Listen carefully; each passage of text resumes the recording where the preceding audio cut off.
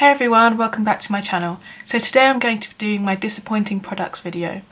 Now the purpose of this video is to tell you about products that perhaps didn't work for me or I didn't like for one reason or another. It's not necessarily to say that these products are bad products, as every product kind of works different on different people, and it also depends on preference. What I might think is like a bad product, somebody else might think is good because they have different standards of what they was expecting, sort of thing. So yeah, the aim of this video is not to bash on any brands or any products, it's just to give you my honest opinion when products didn't work for me, because I mean a lot of YouTube videos are hyping up products and saying, oh, this product's amazing, and there's not as much focus on when products aren't good. People just decide not to mention them, but I want to mention them because that's all about being honest and transparent. So yeah, first product I've got to talk about is this Bobbi Brown Crush Lip Colour in the shade Ruby. Now this is like a miniature size. I actually got this in my Game Face beauty box, which is like out of like the Estee Lauder companies. Sort of they do these beauty boxes and beauty bags every sort of couple of months with like all miniature size products from all their like range of brands. Yeah, so I got this lipstick. And it's kind of, it looks like a deep sort of brown burgundy colour, but on the lips it kind of came out more sort of red. But the reason why I was really disappointed with this, if I just swatch it, you can see it's more of like a red rather than a burgundy brown, is it's kind of like, it's more like a lip balm.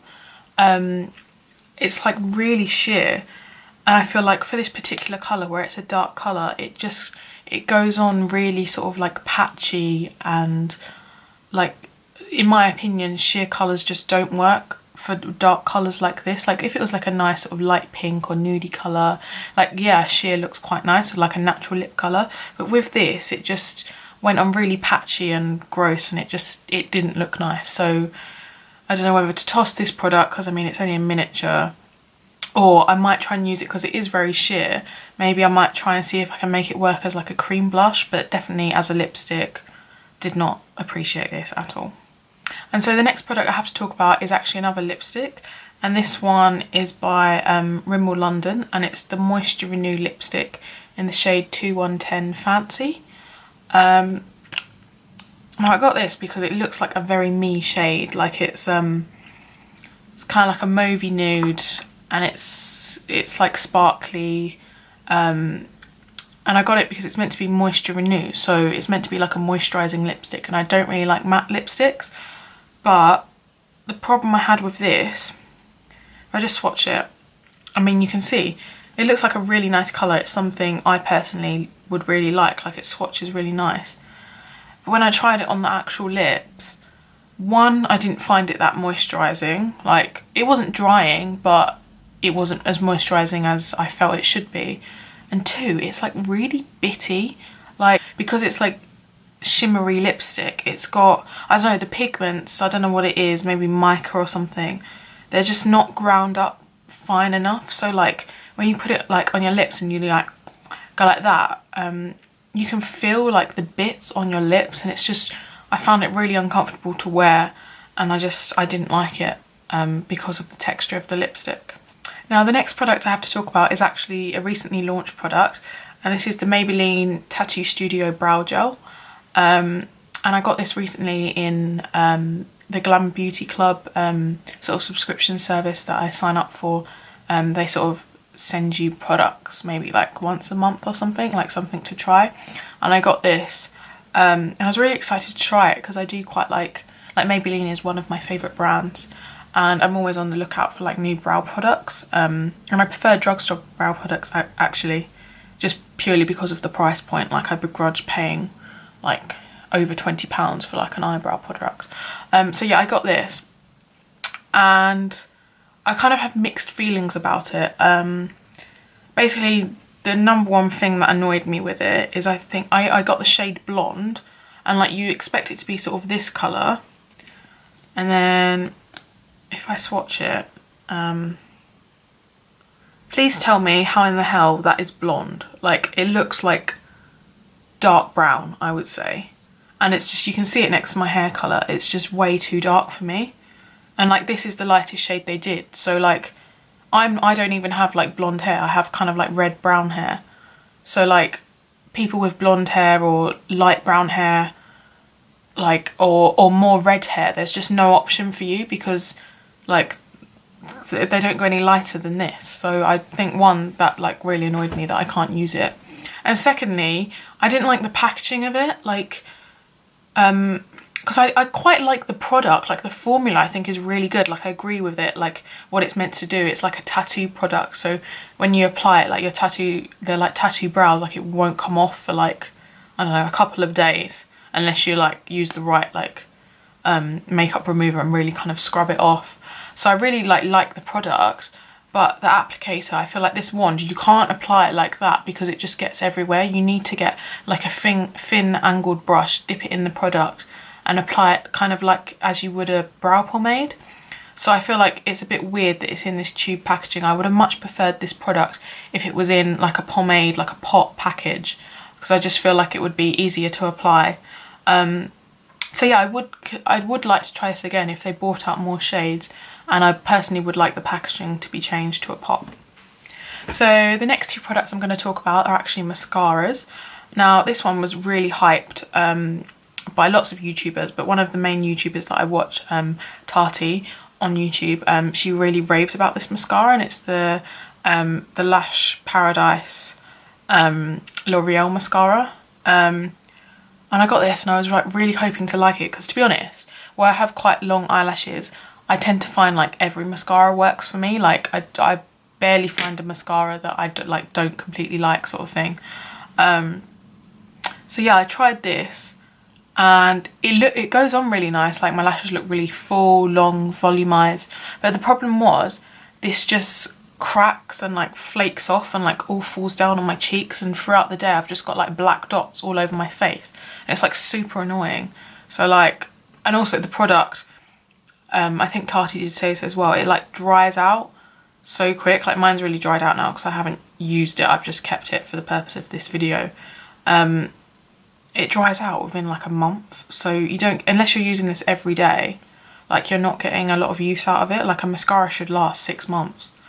But yeah, and like as the formula dries out, it goes even more like crumbly and falls down more.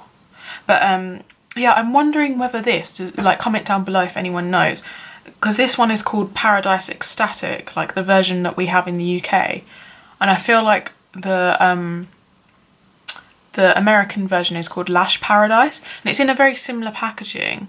I'm wondering whether it's a different formula, because like it seems like all the American YouTubers really rave about this, and like I haven't really seen British YouTubers rave about it. So I don't know whether it's a slightly different formula, because like we don't have one called Lash Paradise. And all the marketing materials like online for this mascara was like the same sort of design as the ones used in the US. So I assume that this is the same mascara, they've just labelled it something different, something slightly different.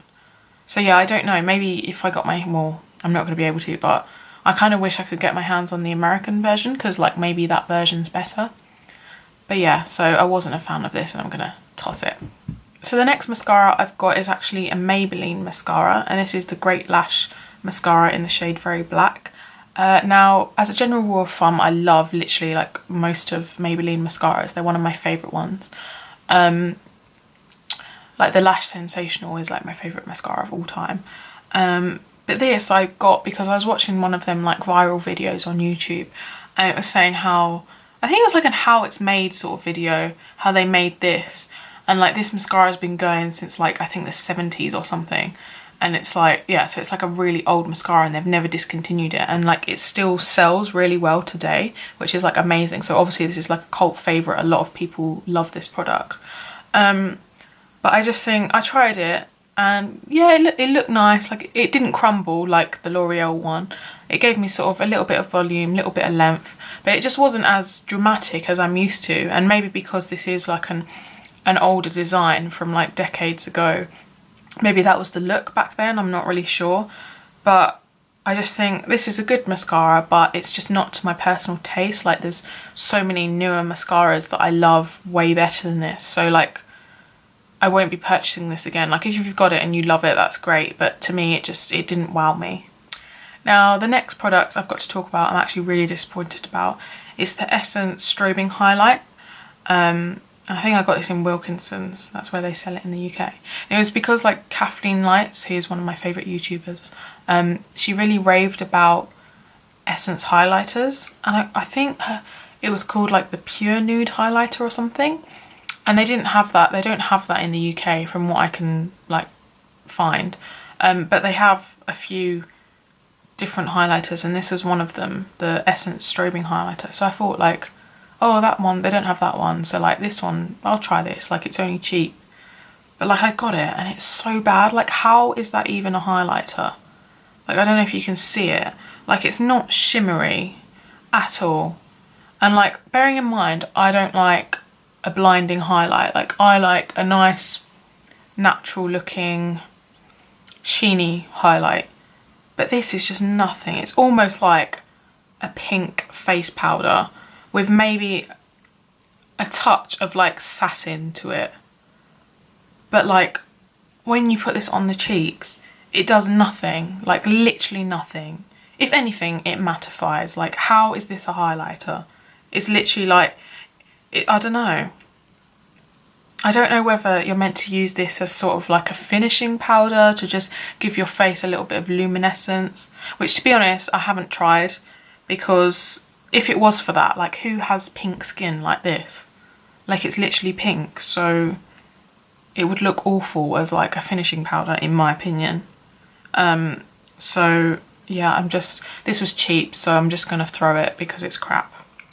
And so the final product I have to talk about is a drugstore concealer. This is the Bourjois Radiance Reveal Concealer.